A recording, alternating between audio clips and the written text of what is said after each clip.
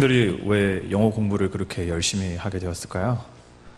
왜 사회인들이 중국어를 배운다고 그토록 많은 돈을 사용하며 고생을 할까요? 오늘 본문에 등장하는 사건 때문이죠. 바로 이 바벨 건설 프로젝트 때문입니다. 우리가 익히 아는 대로 노아의 홍수 이후 사람들이 웅장한 바벨 건설 프로젝트를 꾀합니다. 하나님은 이를 못마땅하게 여기시죠. 그리하여 사람들의 언어를 흩으십니다.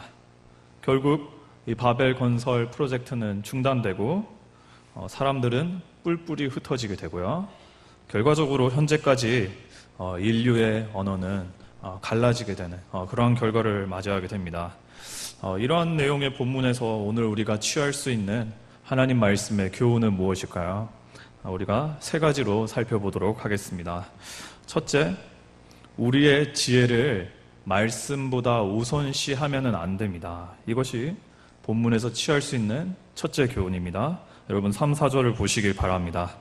서로 말하되 자 벽돌을 만들어 견고히 굽자 하고 이에 벽돌로 돌을 대신하며 역청으로 진흙을 대신하고 또 말하되 자 성읍과 탑을 건설하여 그 탑 꼭대기를 하늘에 닿게 하여 우리 이름을 내고 온 지면에 흩어짐을 면하자 하였더니 노아의 홍수 이후 하나님께서 주신 지혜로 인류의 기술력이 진보합니다. 그 중에 3절은 이 진보한 건축 기술을 언급하고 있는데요. 건설을 위해 이제 자연에서 돌을 줍지 않아도 됩니다. 벽돌을 구우면 됩니다. 또 돌을 붙여지는 이 진흙 좀 연약한 진흙을 사용하지 않아도 됩니다. 역청이 발견되었기 때문이라고 3절은 기록하고 있습니다. 이러한 기술의 진보 때문인지 인류는 큰 자신감을 얻게 된 것 같습니다. 그리하여 결심한 것이 4절에 의하면은 웅장한 성읍과 탑을 건설하는 것입니다. 여기서 여러분 집중할 것은 탑만 건설한 것이 아닙니다.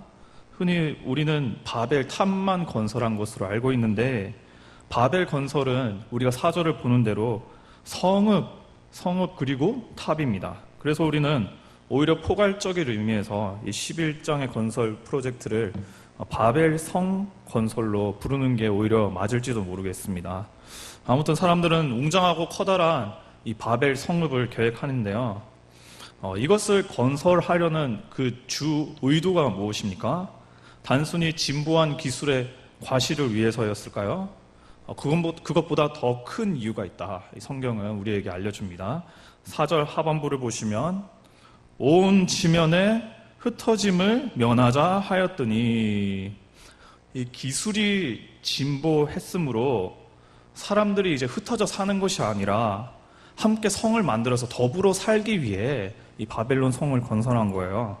그러니까 공동체, 이 도시 생활, 바벨론 성을 건설한 건데요. 이것이 무슨 의미입니까? 고대 사회는 이 야생의 습격, 또 다른 부족의 공격이라는 이 위협이 늘 도사리고 있었는데요. 그것을 타개해보고자 이제 이 성벽을 건축하는 겁니다. 이 성벽 안에서 보호받으면서 농사를 하고 성벽의 보호를 받으면서 가축을 기르고 또 이 제조업을 하고 물건을 서로 주고받으면서 장사를 하는 서로 함께 의지하여 살자. 이게 바벨 성의 주된 건설의 이유입니다. 여러분 이거 참 좋은 의도에서 짓는 것 아니겠습니까? 그렇다면 이게 왜 문제가 됩니까? 더불어 돕고 사는 세상 이거 서로를 위한 바벨 성은 이것이 뭐가 문제란 말입니까? 전혀 문제될 것이 없는데 말입니다. 문제는 당시 하나님께서 이를 원치 않으셨다. 이것이 가장 핵심적인 문제입니다. 그럼 하나님께서 원하신 것은 무엇이었는가? 따로 있었습니다. 번거롭지만은 창세기 9장 1절을 우리가 함께 찾아보았으면 좋겠습니다. 창세기 9장 1절입니다.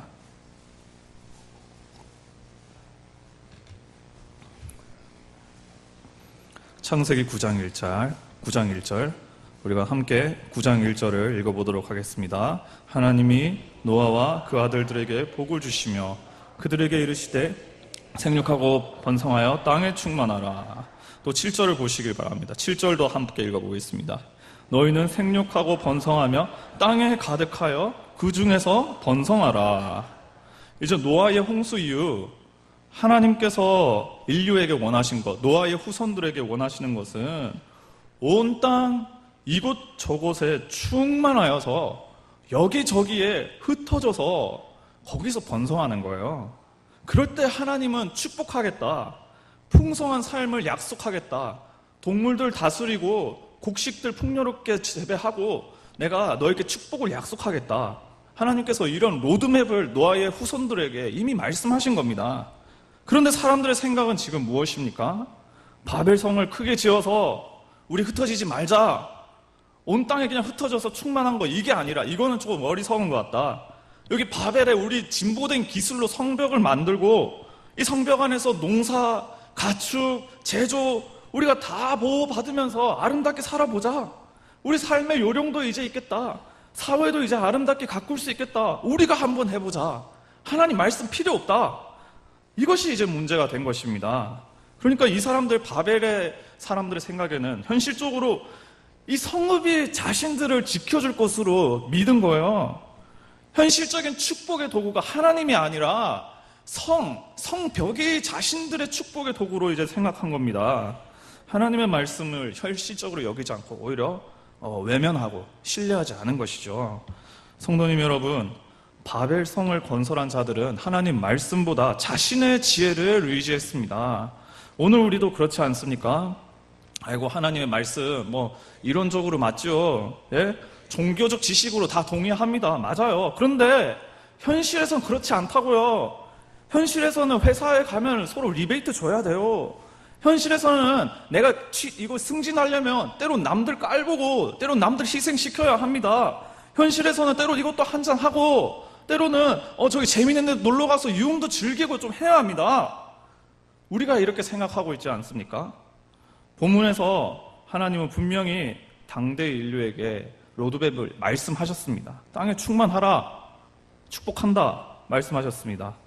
그래서 10장을 우리가 보면 실제로 10장은 그 말씀에 순종한 그 노아의 후손들이 어떻게 땅에 그 번성하게 되는지 그 축복의 신학적인 내용들을 담고 있습니다.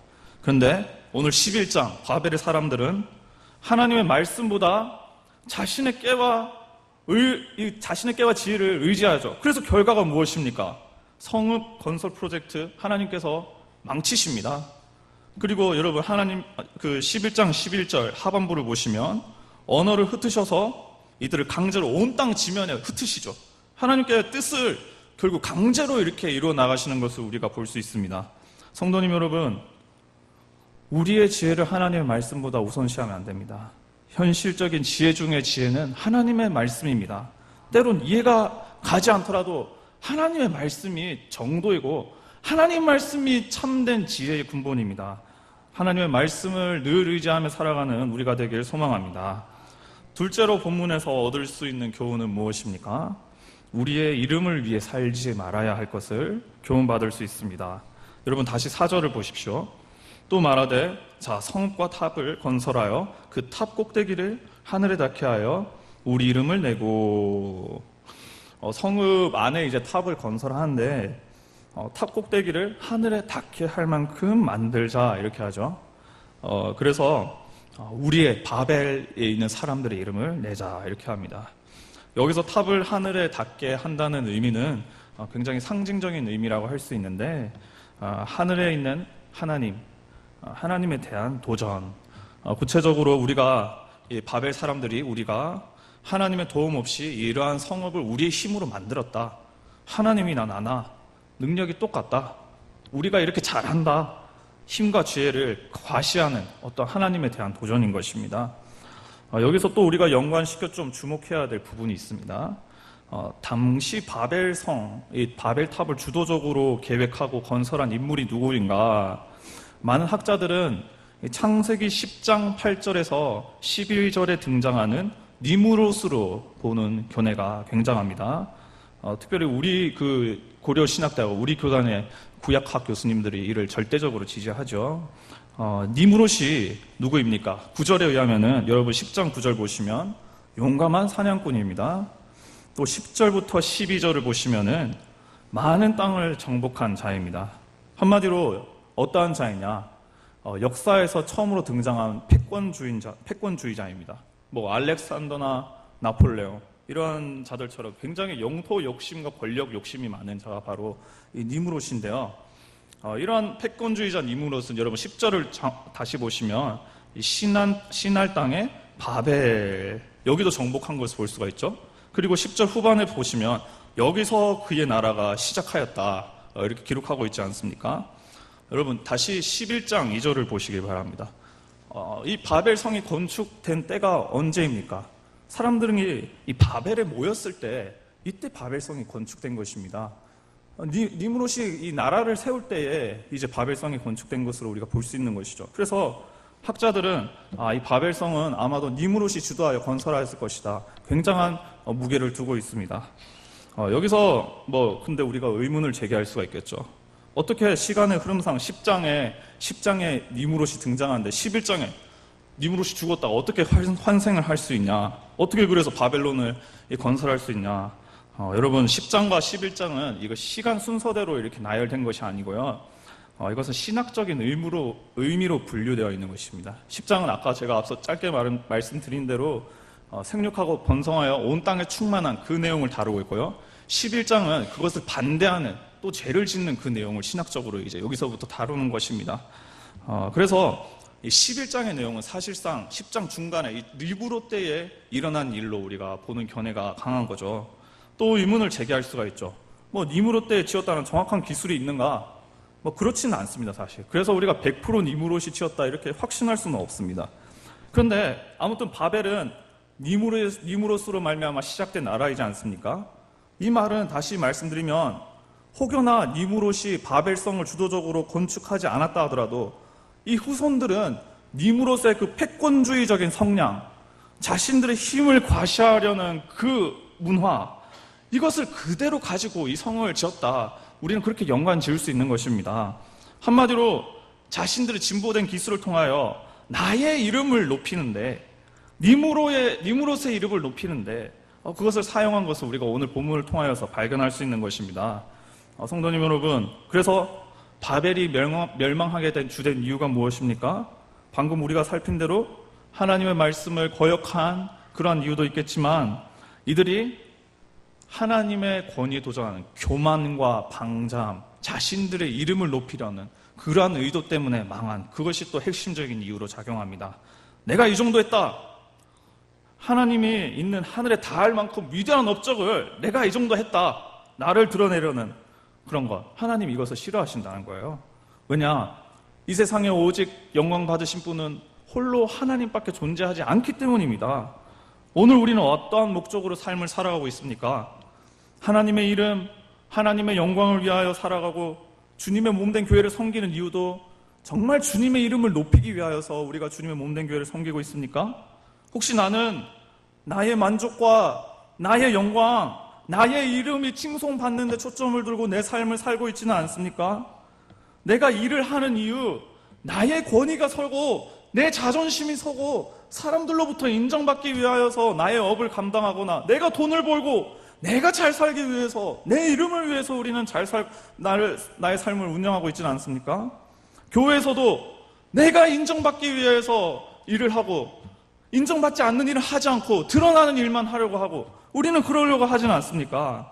하나님 이런 거 싫어하신다는 거 오늘 본문에서 우리가 알 수 있죠. 오직 홀로 영광 받으실 분 하나님이십니다. 오직 우리는 하나님의 이름을 위하여서 살아야 합니다. 우리가 오늘 이 본문을 통하여서 오직 하나님의 이름을 위하여 사는 결단을 하시기를 간절히 소망합니다. 셋째, 우리가 얻을 수 있는 교훈은 무엇입니까? 바벨로부터의 회복은 삼위 하나님으로 가능함을 우리가 교훈 받을 수 있습니다. 이 바벨은 하나님의 말씀을 거역하고 교만하여 멸망당하고 특별히 결과로 언어가 흩어지는 재앙을 당하게 되죠. 여러분 지금 이렇게 인류의 언어가 흩어진 게 결국 영어, 불어, 스페인어 이렇게 많게 된 게 이 바벨의 어리석음 때문입니다. 그런데 이와 관련한 놀라운 사실이 한 가지가 있는데요. 그것이 무엇인가? 하나님은 이 바벨의 어리석음으로 흩어진 언어를 바벨을 우리 이 만물을 회복시킬 것을, 바벨에서부터 인류를 회복시킬 것을 약속하십니다. 특별히 구속사적인 이 계획과 의미에서 이 회복을 약속하시는데요. 이게 무슨 의미인가? 난 교회 나와서 언어를 회복한다. 이건 난생 처음 듣는데 혹시 원동희 강도사 무슨 이단이 아닌가? 아닙니다. 오늘 본문에는 등장한 내용은 아니지만 특별히 여러분 스바냐 선지자가 기록한 스바냐 그리고 사도행전을 보면은 이 내용이 정확하게 우리가 무슨 의미인지 알게 됩니다. 스바냐 3장 9절에서 10절을 보게 되면 제가 읽어드리겠습니다. 그때 내가 여러 백성의 입술을 깨끗하게 하여 그들이 다 여호와의 이름을 부르며 한 가지로 나를 섬기게 하리니 내게 구하는 백성들 곧 내가 흩은 자의 딸이 구스강 건너편에서부터 예물을 가지고 와서 내게 바칠지라. 하나님께서 흩으신 열방의 백성들이 이 흩으신 백성들의 입술을 주님께서 삼위 하나님께서 깨끗하게 하여 하나의 언어를 말하게 함으로 하나님을 높이게 할 것을 이제 말씀하시죠. 열방이 주께 돌아오는데 특별히 택함 받은 자들은 열방에서 모일 때 언어가 회복되어서 주께 나올 것을 예언합니다. 여러분, 이는 이제 구약가에 있는 이제 예언이죠. 그래서 일정 부분 신약에서 이미 성취되었습니다. 그리고 이는 종말론적으로 더 성취되어야 할 내용인데요. 이게 무슨 말인가? 이 사도행전의 초대 교회가 태동할 때 특별히 오순절 때 성령이 임하시니 어떤 일이 일어났습니까? 열방의 많은 언어들로 이 성도들이 갈릴리의 성도들이 방언을 하는데 이 방언들이 의미가 모두 통합되어서 복음을 예수를 기도하는 높이는 그런 놀라운 일이 일어납니다. 이 방언들이 모두가 알아들을 수 있는 놀라운 언어로 나타나서 주변에 있던 유대 디아스포라들이 다 깜짝 놀라지 않습니까? 구속사적으로 예수님께서 이 땅에 오셔서 십자가의 사역을 감당하시고 성령이 이 땅에 내려오심으로 바벨에서부터의 그 저주, 그 언어가 일정 부분 이제 회복되고 그 스바냐의 그 예언이 이제 일정 부분 성취된 것을 우리가 사도행전을 통하여서 우리가 확인할 수 있는 것입니다. 여러분, 그리고 이는 최후의 날, 우리가 예수님께서 다시 오시는 그 최후의 날이라고 볼 수가 있죠. 그럴 때 이제 열방의 아들, 딸들이 같은 언어로 주님을 섬기게 될 것임을 이제 이것을 예언하는 것으로 우리가 오늘 말씀을 볼 수가 있습니다. 여러분, 이 학생들에게는 굉장히 좋은 소식 아니겠습니까? 이제 예수님 빨리 오시면 영어 공부를 안 해도 되니까 굉장히 좋은 소식이지 않습니까? 우리가 이 부분을 통해서 얻을 수 있는 교훈이 무엇입니까? 만물이 바벨에서 회복되는 것, 언어의 회복은 물론이고 특별히 하나님의 말씀을 거스르려는 이 바벨의 악, 그리고 이 교만하려고 하는 이 바벨의 악, 누가 회복시켜 주시나? 누가 이것을 결론적으로 우리를 회복시켜서 완성해 주시나? 삼위 하나님께서 우리 회복시키고 완성해 주시는 것을 우리가 말씀을 통해 성경을 통해서 알 수 있는 것입니다. 그래서 내 안에 있는 바벨, 내가 자꾸 말씀을 거스르려 하는 것, 도리어 교만하여서 내 이름을 위해서 사려 하는 것, 우리가 이것을 어떻게 뿌리치고 이겨내고 정말 하나님께서 원하는 삶으로 회복할 수 있습니까? 우리의 의지로 이것을 이기려고 애를 쓰는 것입니까? 돌을 닦으면서 행위의 노력으로 우리가 이것을 회복합니까? 오직 삼위 하나님의 힘을 힘입어서 우리가 이것을 회복하는 것입니다. 내 안에 있는 바벨의 속성들을 회복시키는 것은 나의 몸부림이 아닙니다. 내 안에 있는 바벨 죄악의 쓴뿌리를 제하고 이것을 날마다 내가 생각하지 않고 이것을 이기고 나가는 것은 아버지 하나님, 아들 예수님, 성령 하나님의 힘을 힘입어서 우리가 감당해 나가는 겁니다. 그래서 결론적으로 어떻게 해야 됩니까? 하나님 의지해야죠. 하나님 말씀 거스르지 않도록 하나님 의지해야죠. 윤리적인 내가 노력을 하는 게 아니라 하나님 바라보고 하나님께 은혜 간구하고 도와주세요. 제발 바벨에서부터 탈출할 수 있도록, 제발 바벨의 죄에서부터 회복할 수 있도록 도와주세요. 주님께 나의 다짐을 맡기고 주님의 이름으로 승리해야 되는 것이 바로 오늘 본문의 교훈이라고 할 수 있습니다. 어떻게 바벨에서부터 회복합니까? 삼위 하나님으로부터 힘을 힘입어서 회복합니다. 하나님의 힘을 힘입어서 회복하시는 우리 모두가 될 수 있기를 간절히 소망합니다. 우리 함께 찬양하였으면 좋겠습니다.